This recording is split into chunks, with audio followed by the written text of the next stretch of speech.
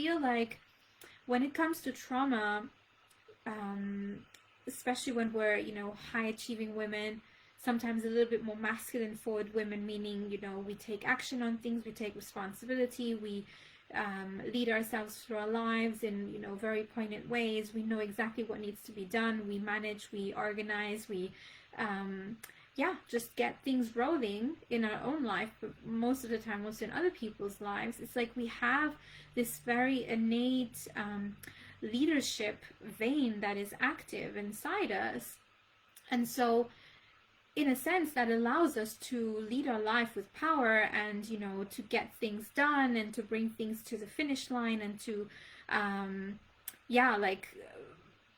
tune into our power and create things with a high level of passion.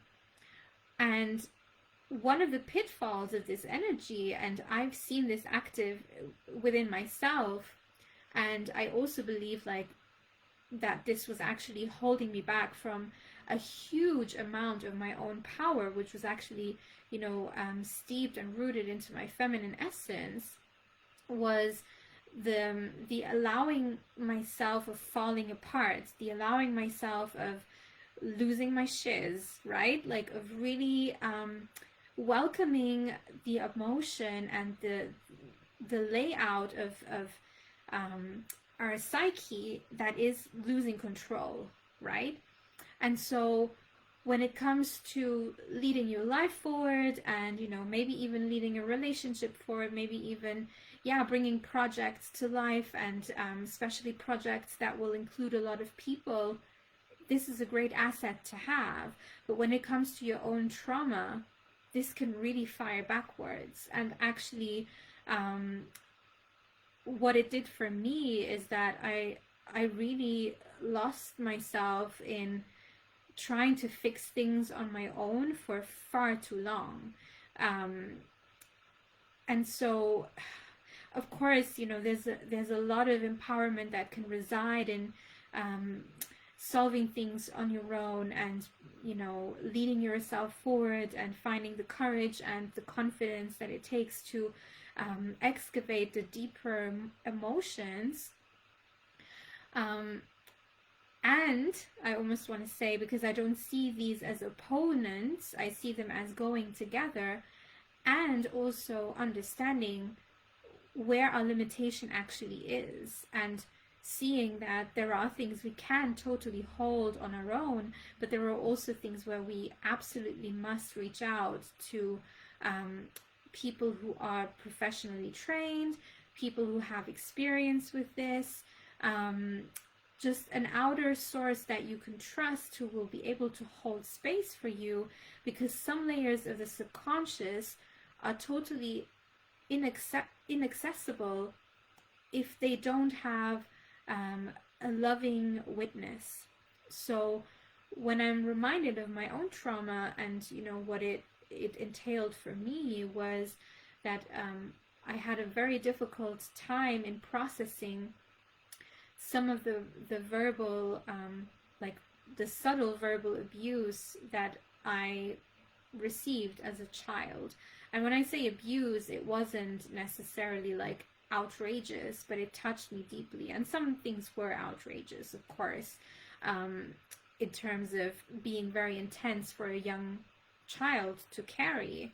And so it was overwhelming. So as children, we will develop, especially, if we come from a background where our parents may not have been present as much, or they may not have been emotionally present as much, which was more my case, is that there was simply a misunderstanding of the emotions and miseducation around emotionally holding a child. So from my parents' perspective, and of course, as an adult, when we see these things and we look back from a logical perspective, we fully understand, okay, well, they did the best they could.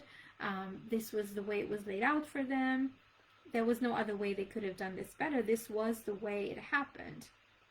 But it doesn't mean that my own inner child was okay with that. she actually needed that validation and the affirmation that things did happen to her out of her own control, and that it wasn't fair, and that there was definitely forgiveness that needed to be done for her to come back to a sense of like safety or protection, or feeling like there was some form of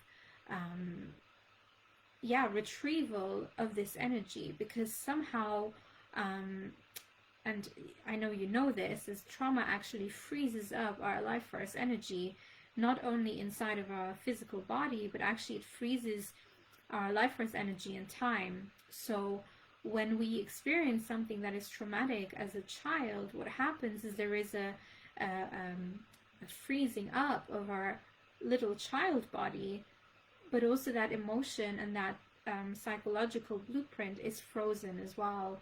And so with the accumulation over time, is we can go, this is what is so fascinating with trauma, is we can go our whole life never even thinking about this. It's just frozen, it's secluded in that very specific blueprint back in time.